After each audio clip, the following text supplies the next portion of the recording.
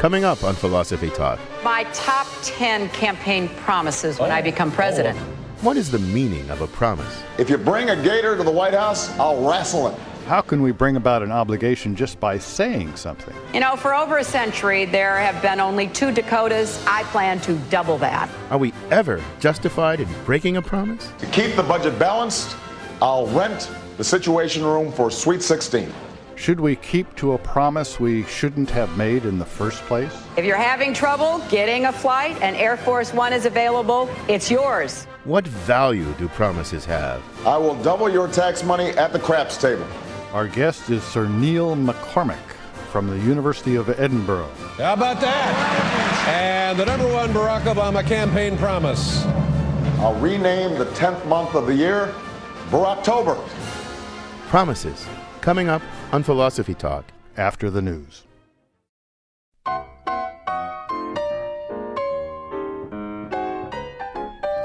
Welcome to Philosophy Talk, the program that questions everything. Except your intelligence. I'm John Perry. And I'm Ken Taylor. We're coming to you from the studios of KALW San Francisco. Continuing conversations that began at Philosopher's Corner on the Stanford campus. Today we're talking about the mystery of promising and promises. Mystery, huh? Well, I guess they must be a bit of a mystery. The philosopher David Hume had to write a whole chapter to explain them.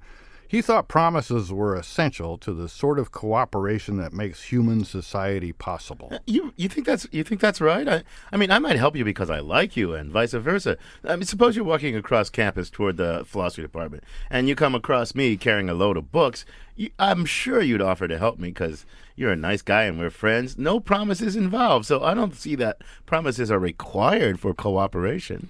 Well, I mean, you know, why would an old guy, frail old guy like me help a healthy young buck like you with something so simple as carrying some books? But setting aside the particular example, I agree. But human society depends on cooperation where people really aren't friends and don't have much goodwill. Hume gives the example of 2 neighboring farmers who don't much like each other. Suppose it's me and you.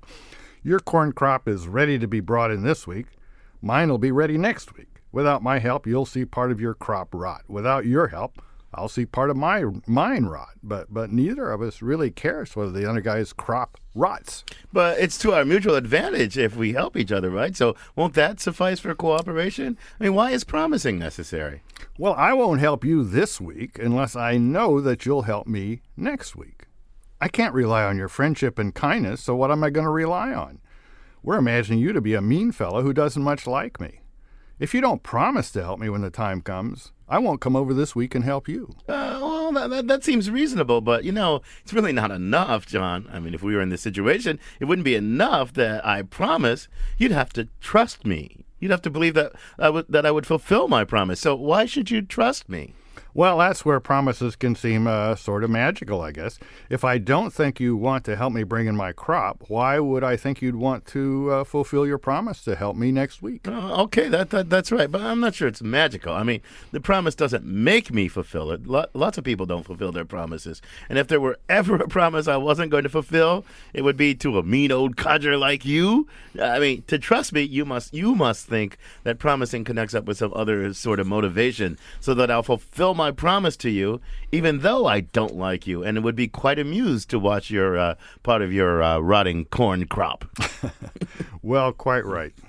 Promising would be pointless for ensuring cooperation if we didn't expect people to fulfill their promises, to feel obliged to fulfill them, even when it involves doing something they wouldn't otherwise want to do. But then that's the question. Where does that sense of obligation come from? Well, you know, that's a really good question. I don't really know the answer. I know it's not inborn, like the desire to eat, sleep, or have sex, or care for your children. I mean, the whole idea, and in a way, the whole idea of feeling obligated to do something next week because I uttered 2 little words, I promise, last week or this week, that seems kind of artificial, actually. Well, the British philosopher J.L. Austin had an idea that maybe will help us. He said that when you say these words, I promise, you're not describing what you're doing. You're not describing your intention. You're performing an act of promising. He called the words I promise and some other things performative. Well, I'm impressed by your erudition, but it really only labels. It doesn't resolve the mystery of how uttering words can create obligations that wouldn't be there otherwise. Of course, some promises, like contracts, are connected to a system of enforcement, like the courts. So it's no mystery why you'd want to fulfill a contract if not doing so means you're going to get dragged to court and your wages garnished and all that stuff. Promising seems to go beyond that, though. I mean, no court's going to enforce your promise to make it to your son's next baseball game. Even if the time comes, you're irritated with him for some reason and you don't really want to go, you'd still be guilt-ridden if you didn't go. So there's mystery here. Promises are important and a little bit mysterious. But luckily, we have an expert, Sir Neil MacCormick, from the University of Edinburgh to help us sort things out. We'll start by asking him to define what exactly a promise is. From then, we'll go on to talk about the point, the purpose of promises. Why do we make promises? And what functioning does the whole institution serve in society? And finally, we'll consider just how deep the obligations go. Should we ever break a promise? When? And why? On that note, our roving philosophical reporter, Polly Stryker, went out and talked to people about broken promises. She files this report. As Nietzsche said, one must have a good memory to be able to keep all the promises one makes. If I make a promise, I try to keep it because that's my word, that's my honor. You give your word to somebody about something or an intention of something that you're going to do. It is a commitment not to be broken. I talk to people on the street about the many different kinds of promises. The ones we make to ourselves. I promised about a year ago to not smoke anymore. And obviously it's not working. Less important promises. Last night, a friend was supposed to come over. I said he could earlier. I promised he could earlier, but then I decided my sleep was more important. And promises with a capital P. I think if you promise somebody that you'll take their cat to the vet and then you don't and the cat dies, that's kind of serious. But when you get right down to it, most people talk about promises in the context of romance. I agreed to marry somebody once and I didn't do it.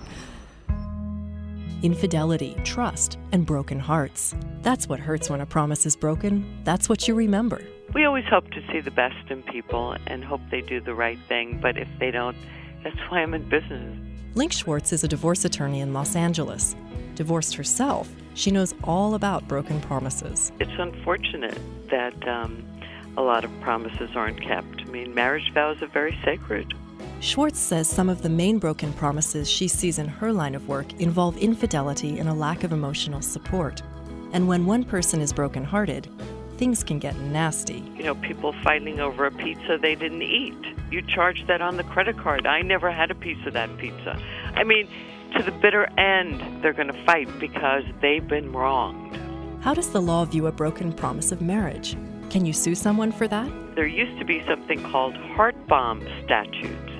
And it used to be that you can threaten the person with civil action because they broke that promise to marry you. California abolished it probably the late 30s, early 1940s, as did most other states, saying, well, wait a minute, all these people are going to get married because they're afraid they're going to be sued and they'll have to pay money. Turns out that married people have to disclose their finances to one another. Here's a famous case that happened about 5 years ago now. A woman won the lottery ticket and decided, oh, yay, I'm now rich. I'm going to divorce my husband. So she filed the petition the very next day and never disclosed the fact she won the lottery. And then about a year later, the husband got something in the mail from the Lottery Commission, and he checked it out and learned that wife had won the lottery, and whoa. So the court heard it, and the court said, well, since you did that, we're going to take all of the lottery winnings and give it to the husband now. And the case went up on appeal, too, and the Court of Appeal upheld it and gave all the money to him. For Schwartz, it's not all about broken promises. I also marry people to kind of balance out my karma. Since I divorce them all the time, I figure, well, this will be helpful. Now I'll marry them. One thing's for sure. I'll tell my husband if I win the lottery. I promise. For Philosophy Talk, I'm Polly Stryker. I'm John Perry, and with me is Ken Taylor. Our guest is Sir Neil MacCormick. He's Professor Emeritus of Public Law and the Law of Nature and Nations at the University of Edinburgh School of Law. He's author of many things, including Rhetoric and the Rule of Law. Neil, welcome to Philosophy Talk. Thank you for asking me. Great to be here. Neil, how'd you get so interested in promising? I mean, you have a lot of broken promises in your past that explains your interest? No, I don't. Well, I may well have, but that wasn't how I got interested. My interest goes back about 40 years. I was working in the city of Oxford, in University of Oxford, in a milieu that was dominated by two great names, J.L. Austin, who had recently died, and H.L.A. Hart, who was my mentor and was a professor of jurisprudence. They were very interested in the way that we can do things with words, the way that saying things changes the world, and that got my interest going. Well, let me ask you a very basic question about promises. Do promises and the authority of promises, do they depend on some kind of special institution of promising that's linguistic or involved with speech acts?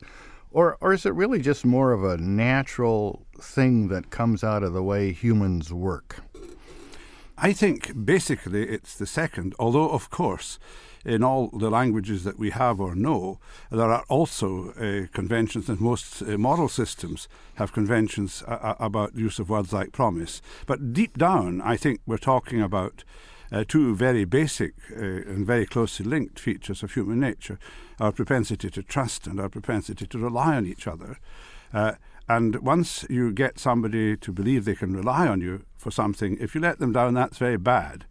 You know, if I say to you, listen, you just look after the kids and I'll go out and get the food, and they come back with it, and days, hours pass, I never turn up. That's very tricky, isn't it? You've not made other arrangements. You think this guy's going to go out and get the food for us, whatever it might be. So if people are in the situation where they trust each other and rely on each other for things, breach of that reliance is very bad. And I think that promising comes in somewhere there. So do you have a kind of a ready-made definition or analysis of promising? I mean, it sounds like part of it is you have to say or do something that makes a person rely on you. Is that all there is to it? Well, if you're going to be very careful about that, sometimes you say things that make people rely on you without meaning to and without authorizing them to rely on you. And sometimes you say things that you know people will rely on, but having no intention to do it. So you need to put quite a lot of qualifications in. And I don't think that you can deal with formal promises without discussion of conventions. But deep down, you can say this: acts by people which they realize other people will rely upon and know that the other people will think they mean them to rely on them are acts which oblige you. After you've done that, you're under an obligation, whether you used the promise word or not. Well, here's something, though. I mean, there's got to be a little bit more to it than that, doesn't? Because suppose we're in a contest together, and I intend that you recognize that I intend that I'm going to kick your butt in this contest, right? A baseball game. I'm going to strike you out, and you can rely on me trying to strike you out. That's not a promise to strike you out? No, it's something more like a threat, and threats and promises are very closely together. Also, if we're talking about things which initially are outside of purely conventional dealings, then your baseball game is offside anyway, because baseball plainly is a conventional practice. And I thought it was part of the state of nature. No, cricket's conventional. In California, it looks like that. Yeah, cricket's conventional, but I think... No, golf. Golf is the only natural game. I see. So you've got a great example in one of your works about a fellow who's trying to get off a mountain, and another fellow sees him and throws him a rope. Which you put forward as an example of a promise without words. Could you go through that and show how it meets the definition of a promise? Well, I didn't actually put it forward as a promise, but what I said was, here's a guy walking along a beach at the foot of a cliff, realizes the tide is coming in and the tide will be in rapidly. He could sprint to safety and just might make it. But then suddenly he notices a guy on the cliff above who's lowering a coil of rope down. He thinks, oh, wonderful, and pauses for the rope to come down. Nobody said anything, of course. It's a windy day, you can't hear a word. But the guy at the foot thinks, I can rely on this bloke at the top to stay there and hang on till I climb up the rope with him. The guy at the top thinks, well, that was a good joke, and then pulls up the rope and goes away. Did he do any wrong? Well, I think in that situation, somebody has clearly acted in a way which gives the impression that he intends the other person to rely on him, and the other person then does rely in that critical sense that they lose the chance to, in this case, achieve safety by other means on the ground that they are looking to the chap at the top of the cliff to stand by his apparent intention, stand by his disclosed intention. Now, that gives you a case where somebody can, as it were, do somebody else a severe wrong by two acts. First, leading the person into reliance and then disappointing the reliance. That is, as it were, proto-promising. That's at the ground floor level. I think what happens then is we develop conventions about the use of words like promise and so on, which short-circuit all that, give a warrant for reliance. Of course, if I say to you, as I did today, I promised to be at the studio. Yeah, there we go. We're going to take this up in more detail in just a little bit. You're listening to Philosophy Talk. Today we're discussing promises with Neil MacCormick from the University of Edinburgh. You know, if you think about it, nearly everything you do every day is built around the explicit and implicit promises you've made to others and others have made to you. How do you feel about promises? Do you think they're sacred obligations to be fulfilled at all costs? Or little guideposts about what we plan to do that help one another? Has anyone ever broken an important promise to you? What was their justification? Discuss these things with us. Join us by calling toll-free at 1-800-525-9917. That's 1-800-525-9917. Promises made and broken, plus your calls and emails when Philosophy Talk continues.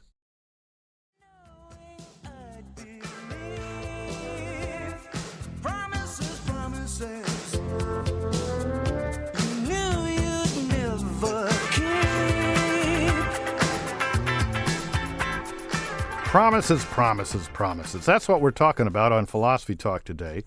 We'd like you to weigh in too. Ever made a promise you couldn't keep? Ever felt justified in breaking a promise even though you could keep it? Has anyone ever broken an important promise to you? This is Philosophy Talk, and we want to hear your stories of promises made and broken. I'm John Perry. And I'm Ken Taylor. The toll-free number, 1-800-525-9917. That's 1-800-525-9917. Or you can email us at comments@philosophytalk.org. Our guest is Sir Neil MacCormick from the University of Edinburgh. So, Neil, I want to go back to the guy in the rope and all that just for a second, because you can imagine these guys aren't part of, a moral community. They don't have shared institutions or anything. I mean, suppose the one guy is just, a dastardly dude, right? And he puts the rope there. He wants to play a trick on the other guy. I mean, they don't share any kind of antecedent obligations or anything. Is there really anything wrong? If we're in society together already, if there are institutions of promise keeping and breaking, it seems he's done something wrong. But if we're just two arbitrary people who meet each other in like a Hobbesian state of nature, I mean, is there really anything wrong there? Yeah. Yes, there is anyway. But Hobbesian states of nature don't exist. But let that go apart. The point is that the man at the top of the cliff lets the person at the foot of the cliff, literally lets them down, does them harm, and does them harm by first leading them to believe a false thing, namely that they're going to stay there until the other one is up to safety, and then not staying there. Now, that is doing somebody wrong in any reasonable moral terms, even if you don't assume much about background conventions of any kind. Suppose you're my enemy.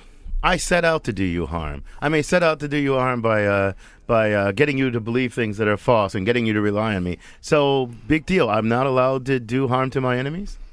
I said at the beginning, we're talking about context of relationships of trust and reliance. Of course, for example, in clan or tribal societies or gang societies, the first rule is don't trust your enemies. And indeed, people who would take it to be most shameful to deceive your friends often regard it as a great triumph to successfully deceive your enemies. The British and Americans deceived the Germans into thinking that the D-Day landings would either be at the Pas-de-Calais or in the south of Europe. That was a great idea. That was a war. And of course, you don't expect, you try to get your enemy to rely on your intentions in ways you don't mean to fulfill them. We're talking about people who are in civil relations with each other, relationships of mutual trust. Now, of course, promising is a formal, institutionalized way of authorizing other people to rely on you in that general context in which trust and reliance already exists. So for our listeners to say Hobbes' state of nature was a myth, I guess he thought it was a myth. Maybe he didn't think it was a myth. I did. Before there's any society or law, he says life is nasty, British, and short. I'm sorry, nasty, brutish, and short. Yeah.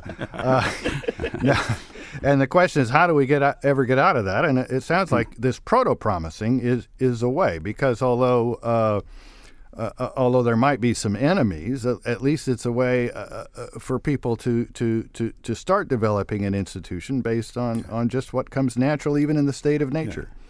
I think that's right. I mean, it doesn't take genius to repeat Aristotle's thought that humans are social and political animals. They live in social groupings. Of course, they can live in rival social groupings, and that brings in a complication. But people who share communal space necessarily trust and rely on each other for many, many things. And it's in that context that you can see how linguistic conventions that give words like promise the meaning they have naturally grow up. But somehow to say that we came out of the initial primeval soup already with a promising convention written into our speech, that seems to me very odd. You're listening to Philosophy Talk. We're talking about promising with Sir Neil MacCormick. We'd love to hear from you. The toll-free number is 1-800-525-9917. That's 1-800-525-9917. Tell us about promises you've made or broken. Or you can also send us email at comments@philosophytalk.org. We've got an email from Jane in San Mateo. It goes like this. In Chinese, the character for promise is made from the symbols for words, quote words, and quote truth, words that seem true. Does this say anything, Neil, do you think, about the meaning of promise, at least in that language? I mean, what do you think? Yes, we would tend, I think, or philosophers tend to use true for a very particular kind of use of words which probably doesn't include promise. We would say a good promise is a sincere one rather than a true one, but it comes to the same thing. People who promise honestly mean to do what they say they will do and realize that the other person cares if they do it or not, and therefore they, all things equal, carry out the promise. And so the word true, they make it true. That's a very nice fact. I didn't know that aspect of Chinese calligraphy at all. We have a very erudite listening audience here. So Great. Thank you for that fact. So if I promise without the intention to carry through, have I promised? Is that like a lie? I mean, what is that? Is it a non-promise, or is it a lying promise, or what? Interestingly, we're not so much talking about true promise, it's a false promise. Yes, fraudsters do it all the time. The whole way that frauds work is people promise others that they're going to do all sorts of fine things if they just deposit money in the bank or whatever it might be, and then they clear off with the money and don't do what they promised to do with it. Of course, just as promising is a device to get people to rely on you, a device to undertake mutual obligations so that we can cooperate together more effectively, for exactly the same reason, it can become a device for dishonest people to trap and gull the honest and simple folk that rely on them. Now, what I mean, in a nutshell, if it's the kind of question that can be answered in a nutshell, well, what's the relation between the kind of ordinary social institution of promising and the whole body of law involving contracts? Are contracts just a legalified version of promising, or is there a whole other strata of complications involved? I think there are more complications involved, but if you want a simple yes/no answer, yes, legal contracts are complicated and institutionalized cases of promises and related acts. So promises and related acts. But so we don't make everything that somebody promises legally enforceable, right? I mean, like John's example, I promised to go to my son's baseball game, and I don't go, and I disappoint my son. Well, he has no legal claim against me, but I promised to pay you $1,000 if you do some service for me. Why do we make some things a matter of law, some promises legally enforceable and some not? I mean, is there some big distinction to be made about the things that are suitable for There's a legal doctrine which I think probably applies also in Californian law, it certainly applies in Scots law and English law, that only promises made with an intention to create legal relations bind in law. And there are lots of our social interactions where people would think it very insulting and mistaken if somehow you envisage the law courts in the background. And promises within families and promises among close friends are typically like that. Although, of course, you get the very heavy-end ones, like ladies that won the lottery, of whom we heard earlier in this program. Right. Where you're dealing with resources on such a substantial scale that you may want the law to be in there. Family law is a good case of that, isn't it? That a lot of family relationships we instinctively think of as being outside the purview of the law when things are going well. When things break down, the law becomes more sharply relevant.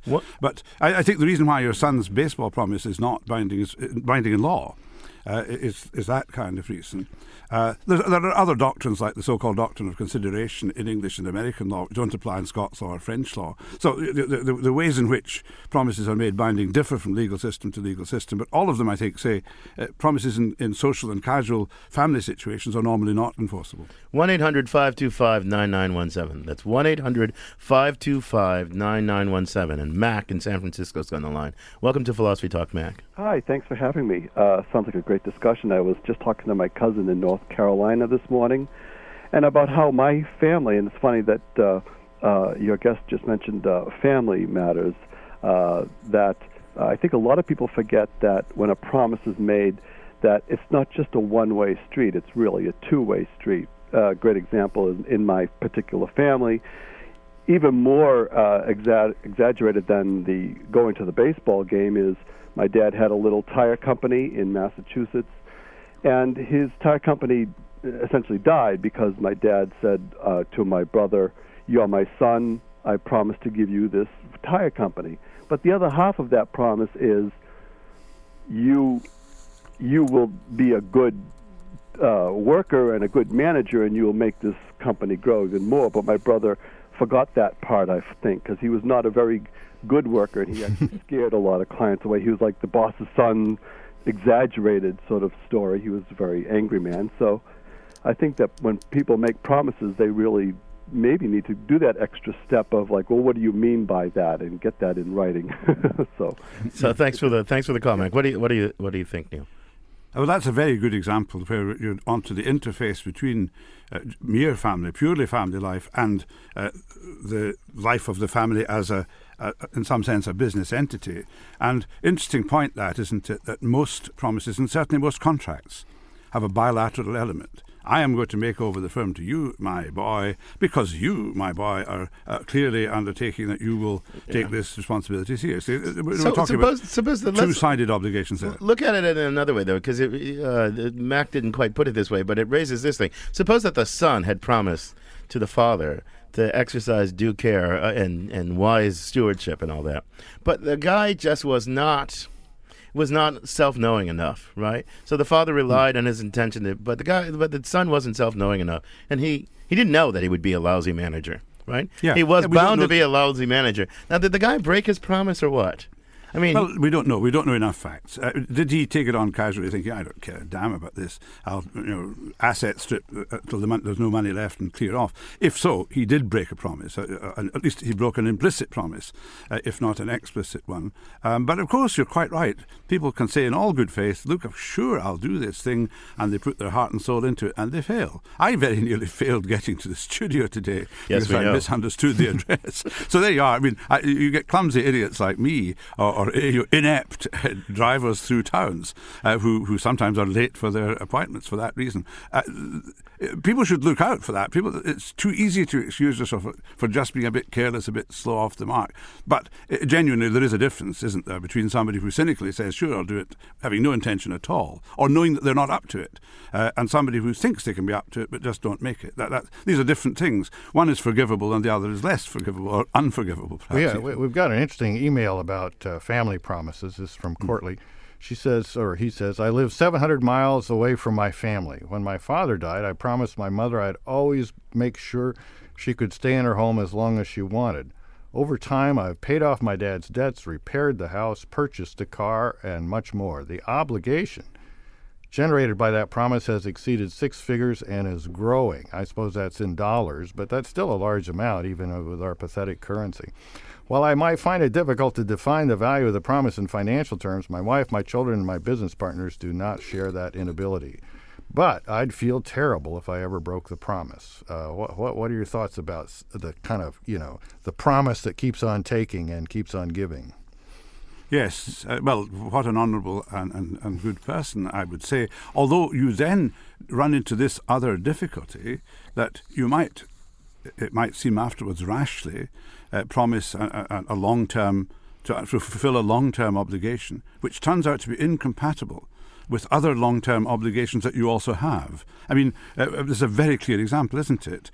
Your widowed mother needs a lot of help, and you promise you're going to give her all the help she needs. But of course, she is aware, and everybody else is aware, that you've business partners, you've your own spouse, you've your own children, you've other obligations which are also ongoing and open-ended. So there must be some capacity, some reasonable way to trade off there. And of course, there are third parties in that kind of story. There may be other siblings who think, good, we'll inherit the house and get all the money that Neil, the brother put in. Let me ask you a question. So the promiser induces the promisee to rely, but there's got to be a kind of rationality constraint on the uptake. That is, I know I can't really rely on you to come hell or high water because I know you're going to have business partners. I mean, how much of a burden is there on the promisee to temper their expectations? I think that's a tremendously interesting and important point. We sometimes talk, and philosophers I think are a bit apt to it, as though promises are sort of events in the blue. Suddenly, click, somebody says, I promise you this, promise you £1,000, promise you to walk to the North Pole, whatever it is. But actually, real life is not like that. We make promises in the context of ongoing relationships.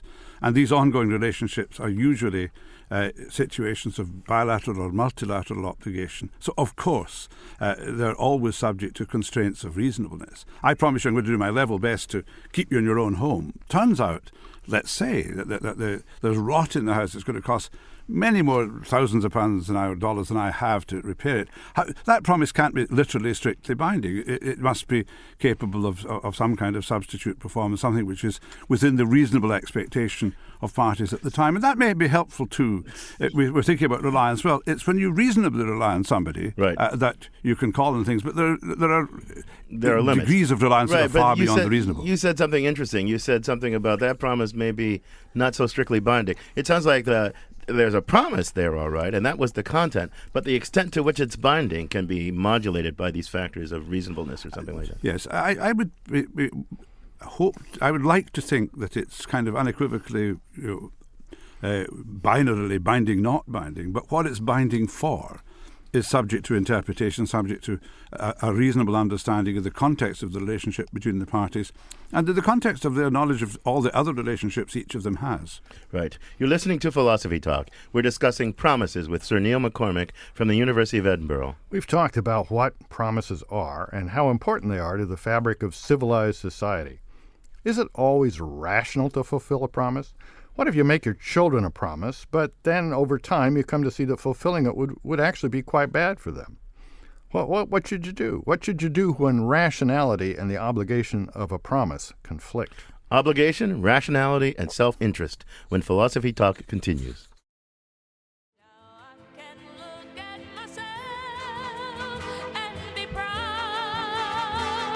I'm laughing out loud. Oh, promises, those kind of promises take all the joy from life. Oh, promises, promises, my God. Promises. Are promises really a deep philosophical mystery, or is it just a matter of applying common sense? We're talking about promises right now on Philosophy Talk. I'm John Perry. This is Philosophy Talk, the program that questions everything. Except your intelligence. I'm Ken Taylor. Our guest is Sir Neil MacCormick from the University of Edinburgh, and we've got a caller on the line, Stephen in El Cerrito. Stephen, welcome to Philosophy Talk. Stephen, are you there? We seem to have lost Stephen. We seem to have lost Stephen. I'll pretend we've got a caller named Immanuel Kant who says, look, suppose I lend you my gun. and I promise to return it whenever you want it, whenever you come and ask for it. But when you come and ask for it, you're drunk and in a violent and nasty mood, and you're obviously going to use it to go shoot someone. Now, surely the rational thing is not to give you back the gun. Now, I forget what Kant said. Knowing Kant, he probably said, oh, you got to give him back the gun. What do you think about that, Ken and Neil? Neil, what do you think? Don't give him it back. You should not make yourself an accessory to crime. And if fulfilling an obligation of a promise would make you an accessory to somebody else's crime, or even a probable accessory to somebody else's crime, you ought not to do it. It's a greater wrong to assist in a murder than to break a promise. So, do the lesser evil. So let's slide from crime to politics. Now, I read in Wikipedia, which isn't always accurate, that you're vice president of the Scottish National Party. So you're a bit of a politician. So yeah, I'm ex-vice president. Okay. I'm a retired politician. Ex-politician. I wasn't political. A reformed politician. I'll ask you about another famous ex-politician. The elder President Bush famously promised no new taxes. He also famously broke that promise, and we got new taxes. Was he a courageous politician breaking a promise in the national interest, or a lying politician who shouldn't have been trusted in the first place? Well, I don't know if you want to comment on American politics, but yes, what is this? What is the status of political promises? All politicians are in that position, that you're running for election. You have to state what your program is. I think it is very shocking if people state in their program things which they know or reasonably ought to know cannot possibly be done. Now, everything that was clear about the United States economy during that election indicated that whether or not there were technically new taxes, tax rates would have to go up in order to avoid a ballooning deficit. Although, of course, the next generation of Bushes don't seem to worry at all about ballooning deficit. That's another story. If the second Mr. Bush had promised not to raise taxes, we'd probably believed him because we understand he's in that particular sort of ideological bent. But the first President Bush incredibly promised not to raise taxes. And I think he damaged his credit at the time when he said it, and doubly damaged it at the time when he then proceeded to raise. So that's a taxes promise that broken probably should not have been made. So, but think about, go back to the Kant example, a promise reasonably made and reasonably taken up, but now it comes time. How should we think about the morality of promise breaking? Is it just that, if there's some override? I mean, I guess the promise can be morally overridden. Yeah. But is it hard or easy to override it? I mean, if I just don't care anymore, can I just say, I don't want to do that anymore? Hard to override. The international lawyers have the so-called rebus sic stantibus doctrine. All treaties are made on the understanding that things stay roughly the same. All promises are a bit like that too. We assume a continuing ordinary condition of things, and in extraordinary circumstances, of course, the promise can be overridden. The other important thing, though, is promises are mainly relational. They arise in the context of relations. You said the case earlier, I promise to do my child some future service. At the time when the service comes to be performed, I think, gosh, this is going to do this kid harm. Right. I think at that point you should say, well, I'm actually not going to keep the promise. If you take the child aside and you say, listen, I'm very sorry, I'm going to do what I shouldn't do, I'm going to let you down on that. I will make up for it in some stated other way because I reckon that you're entitled to something, but not this because it will do you harm. Explain it. And in a sense, lead the child to realise that they should release you from the promise because it has turned out to be the wrong thing to do. And I think the same goes generally for other kinds of relationships, even business contracts. People with long-term contracts with each other, they run into difficulties. The contractor cannot any longer supply materials at the price originally quoted. Unless you just want to blow the whole thing up into a great litigation, there has to be give and take, so that although trust and reliance are important, as I said, you assume a continuing reasonable set of relations between the parties. So we've got an email that I think is a great question for someone who's spent his younger years batting ideas around with J.L. Austin. What is the difference between a vow and a promise? Pretty subtle, but maybe there's an answer.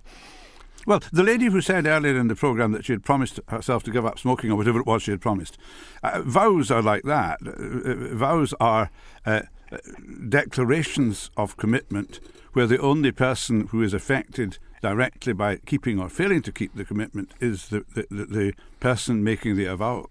So that it's a way of as it were, publicly declaring yourself to be a backslider and a moral weakling if you don't do what you vowed you'll do, but there's nobody else who is technically relying or directly relying on it, whereas a promise is addressed to another person. Of course, some vows might be seen in terms of promises to God, and, well, that's an interesting other possibility. The point is that God doesn't rely on humans, although humans rely on Him. Exactly. I mean, He knows whether I'm going to fulfill it or not anyway. So I don't know. Yeah. But suppose, okay, His world doesn't go. I make a promise to you, or I make a promise to X. A makes a promise to B. Let's say take a marriage vow, because that's that's a big kind of promise. But you know what? I stop loving. I stop caring. I stop being the person, in some sense, who made that promise. Am I still, when I stop being the person, or I stop caring, or I stop loving, am I still obligated to carry out that promise that was made by, another me? I'm always quite cagey about the claim that people become literally different people as time goes on, Jekyll and Hyde kind of stuff. I think circumstances change and people's responses to circumstances change. If you've made a promise for a lifelong union, it's a very serious promise, and you have to try your best to keep it. I belong to the body of opinion, which is a very common one now, which says, nevertheless, these can become either impossible to keep or undesirable to keep, in the sense that people can make each other's lives a misery and their children's lives a misery. But lightly giving up on these things is not something we should do. The vow aspect of marriage, I think, is an interesting one, because I take it that a marriage is a promise between the parties, but a vow by them together to the surrounding community that they're going to make a go of this. And that's an interesting aspect of the situation too. Yeah. Okay. So you don't bother. Well, look, I right now I undertake certain commitments, because you said promising is a kind of commitment, right? Yeah. And then I'm somehow obligated to you to. But why can't I just give up on these commitments? I disown that commitment, and so I disown that promise. Is that immoral for me to disown? Yes. Why? I mean, I don't quite see why. Because I'm a prisoner. Am I a prisoner of commitments I undertook at some later time when it comes to? No, you're not a prisoner. Nobody's locking you in. But we're dealing in terms of moral principles. You ought to keep your promise. If you do not keep it, you act wrongly, you act badly, you forfeit future trust from the people who have hitherto thought you were a pretty trustworthy person. You suffer all that kind of direct detriment from your own shoddy conduct. Right. But of course you're not a prisoner. You're not. But the tied to chains. existentialist, and of course you can, in fact, break promises right, left, and centre, and people do all the time. But they shouldn't, but they do. The existentialist in me, which I guess there is more and more in me. The existentialist in me says, "Wait a minute, I'm surrendering my will to another when I no longer feel that commitment as my own." But since I committed to these people, I'm giving over my will to them. But there's some point at which I can just say, no, I don't give my will over to you. But Ken, you're putting this all in the first person. Maybe it seems that way from your point of view, but I mean, look at it from the other person's point of view. I mean, they'd feel you did something immoral. They might understand it. I mean, after he got ran over by the truck, he reevaluated his life. But that would just mean, well, he did something immoral, but maybe in the end he did the right thing. Am I getting towards the right view there, Neil? I think so. And also, the existentialist person, that's fine. I know many people who are, to a greater or less extent, like that. They resent the idea of getting boxed in by commitments, and they think they become inauthentic selves if they do that. But nobody boxes you in. You only have to undertake commitments if you choose to. And I have perfect respect for those of my friends and colleagues who say, well, okay, that's what I mean to do, but I'm not promising anybody I'm going to do it. I'll do it if that's what I feel like at the time. What's wrong is saying at time one, I promise I will do that, knowing inside your own heart that you're one of these existentialist people that in time two, when it's due to be performed, will say, no longer authentic, won't do it. That's not fair. That's not allowable, I don't think. But of course, you choose not to make the commitment in the first place. That's your affair. Good old existentialist. Go for it. We have a lot of colleges in California these days that never give you anything more than a 1 or 2 year appointment. I guess those are existentialist colleges, and that's okay. But what would be really bad is if they promised you 5 years or 10 years and then broke the promise. So as long as they know what they're doing, it's okay. Or that's right. They give you a tenured appointment knowing that they're about to go bankrupt. Well, go back to Hume's farmers. The one guy needs his field plow this week. The next guy needs his field plow only next week. The guy who needs it next week promises the guy, I'll help you this week if you help me next week. Next week's comes, and the guy says, "Gee, what am I doing? I've already got the goodies. What am I doing?" Why should he hold himself hostage to this other guy? I don't think there's an easy answer to it. That is Hume's point, though, and the farming example is exactly a powerful one for this reason. That, as we said earlier, we talk about it often as though a promise is just made casually now about one future time, but most promises are in relationships. And farmers are neighbours, and they are neighbours for a long time. Right. And if you don't reciprocate with your neighbours, the time comes when you have got a crop that's got to get in, and the skies are darkening, and wow, what happens? Nobody comes to help you because you're the guy that never reciprocates. Neil. And that was Hume's point. You're right. And Neil, on that note, I'm going to thank you for joining us. Thank you for asking me. It was wonderful. Our guest has been Sir Neil MacCormick. He's Emeritus Professor of Public Law and the Law of Nature and Nations at the University of Edinburgh School of Law, author of Rhetoric and the Rule of Law. So, John, what did we learn today, briefly? Well, I think there must be something about the air in Edinburgh that makes people good philosophers. I mean, we've got David Hume. I was going to say yes. We've got Adam Smith, and I just thought it was delightful talking to Sir Neil MacCormick, who seem to have a very clear, well thought out ideas about promises. I'm totally converted. I tell the next time I talk to John Searle, and he talks me back into his view. Well, I do think he has an intriguing view, and I think it helps us to understand kind of the social and moral significance of promising in a direct way. I still, I think I'm serious about this existentialism thing. I'm having more existentialist intuitions as I get older and older. I mean, because there is a way in which if you promise, and when it comes time to live up to the promise, you think you can't break the promise, even though everything in your will says do.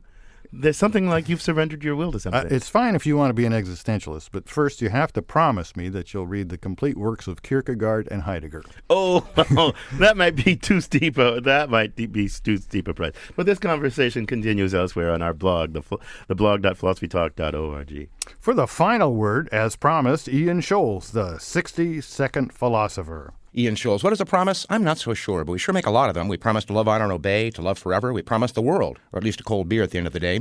I did a Google search. Promise is often less a pledge to fulfill an action than hope for a thing passionately desired. The promise of dawn, the promise of spring, the promise keepers, the promise of world peace, the American Girl promise, the promise of the internet, the promise of proton beam therapy, promise on the problem of diversity, the promise of happiness, the land of promise, dreams of the promised land. The program holds promise. It has promise. That flashy nightclub shows promise, a promising young talent. He's promising. What is he promising? The promise of hope? But promise is already a kind of hope, a hope often betrayed by the empty promises of human rights abusers in Darfur, the empty promise of homeopathy, the empty promises of the church, empty promises on global warming, the empty promises of China, the empty promise of equal college access, the empty promises in hedge fund fraud. Many promises are broken. The broken promises of NAFTA, broken promise of labor, the broken promise of American medicine, President Bush's broken promises, the broken promise of liberation theology in Brazil, of Native American health care, Israel, the broken promise of America, election and campaign promises, broken promise of big tobacco, Putin's broken promise. And those promises not unbroken are often simply unkept. The unkept promise of voting, unkept promise to federal retirees, deregulations, unkept promise of cancer prevention, AIDS, Iraq, the West, and Pakistan, the unkept promise of the 13th Amendment, of strategic sourcing initiatives to children, to the elderly, to the poor. And again, according to Google, a very promising young search engine, Putin made good on a promise to the FTA. Clinton aide Jay Carson made good on a war room pledge to shave his head if his candidate won. Peter Salinger made good on his promise that if Bush got elected, he'd move to France. Examples of promises made good, alas, are few and far between. With that in mind, a disclaimer. I cannot promise you won't find offensive or inaccurate comments. Cannot promise complete anonymity or full participation by all groups at the negotiation table. Cannot promise victory. Cannot promise that this solution will work. Cannot promise that this will work for everybody. I cannot promise full funding or response confidentiality. And of course, I never promised you a rose garden. I beg your pardon. I gotta go. I never promised you a rose garden. along with the sunshine.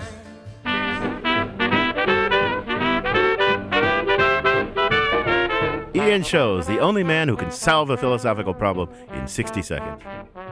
Philosophy Talk is a presentation of Ben Manila Productions and the trustees of Leland Stanford Junior University, copyright 2008. Our executive producer is David Demarest. Our production coordinator is Devin Strolovich. Daniel Elstein is our director of research. Lael Weiss is our webmaster. Also thanks to Zoe Corneli, Merle Kessler, Corey Goldman, and Mark Stone. Philosophy Talk is sponsored in part by Powell City of Books on the web at powells.com. Support also comes from the Templeton Foundation. And from various groups at Stanford University, the Friends of Philosophy Talk, and the members of KALW San Francisco, where our program originates. The views expressed or misexpressed in this program do not necessarily represent the opinions of Stanford University or of our other funders. The conversation continues on our website, philosophytalk.org. I'm John Perry. And I'm Ken Taylor. Thank you for listening. And thank you for thinking.